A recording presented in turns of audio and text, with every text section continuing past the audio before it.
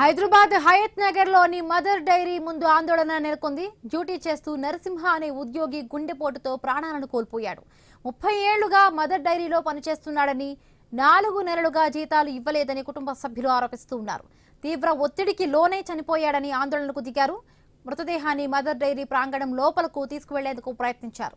అక్కడున్న సెక్యూరిటీ గేట్లను మూసివేశారు. పోలీసులు రంగంలోకి దిగారు.